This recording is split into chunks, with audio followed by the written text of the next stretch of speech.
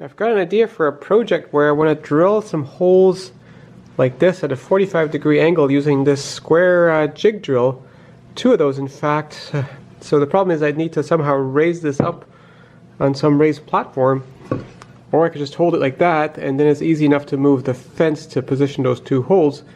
So I need some kind of 45-degree support that I can mount and clamp the piece of 2x4 to, and I figure I'll make it out of this plywood. I haven't really got much of a plan for this though.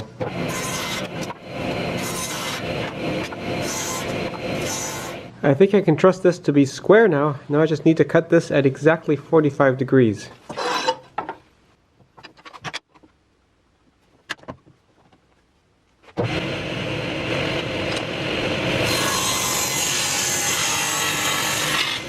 I was using this little scrap as a hold down like so, and it's tilted downwards, and then when I clamp against here, that wants to pivot down even further, which presses the clamp down on here. Now I know this forms a square with them like that, but let's test the 45-degree nature of this by flipping this around, and that will reverse the error on this one, essentially doubling my total error. Oh, not good. You see that? I'm open by about 1 millimeter up here.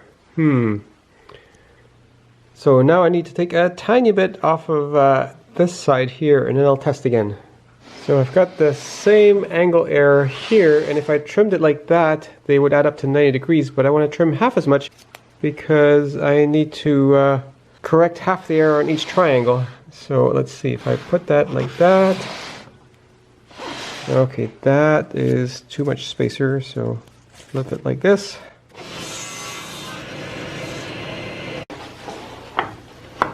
So this is still perfectly square.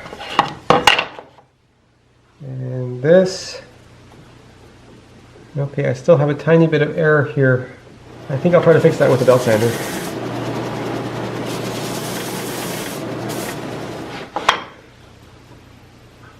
Well, I think that's close enough. Yeah, good enough.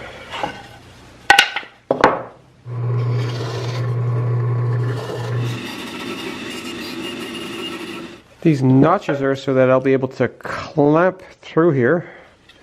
These two holes are for clamping it to a table, and then this one is for clamping it together while I'm gluing it.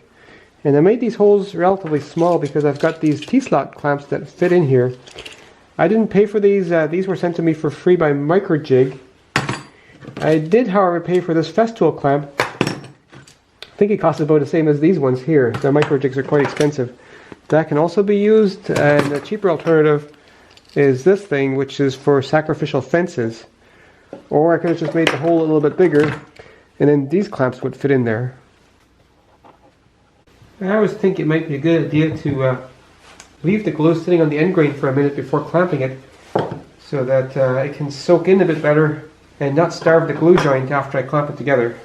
I think this might be long enough now. So I'm attaching this with clamps only for now.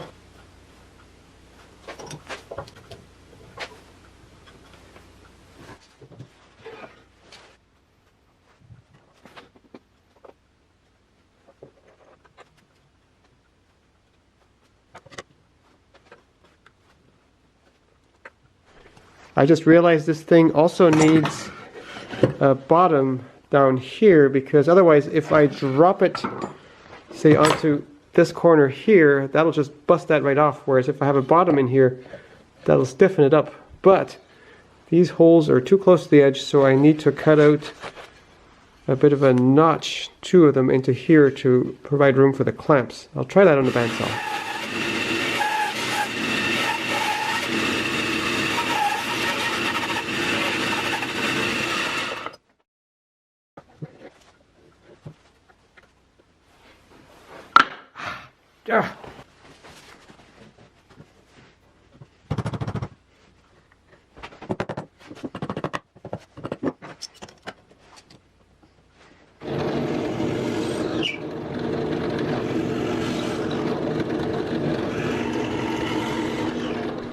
Ah. I have from time to time milled into some of my jigs by accident, which is why I'm reinforcing it with dowels, not screws.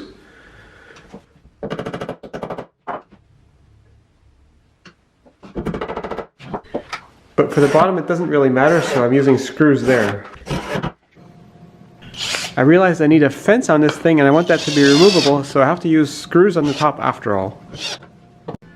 I got my jig clamped down with a workpiece on it, and it's taken a bit of fiddling around to line up this fence so that I got two holes that are consistently spaced from the edges.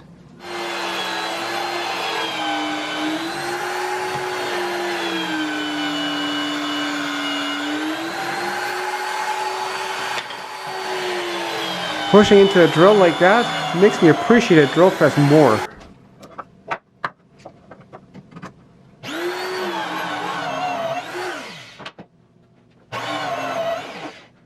This could use some more roundish edges.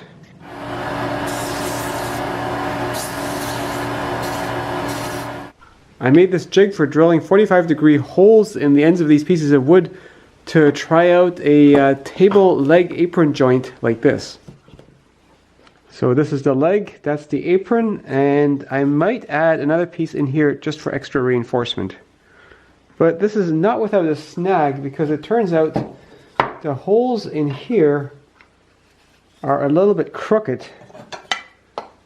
You can see here it's not at a right angle. And I thought, did I mess up with my jig? But I think what's happening is, as the drill digs in here, it probably digs in more on the top side, where the grain is kind of coming into the drill, than on the bottom side, which would force the drill overall to wander to the left.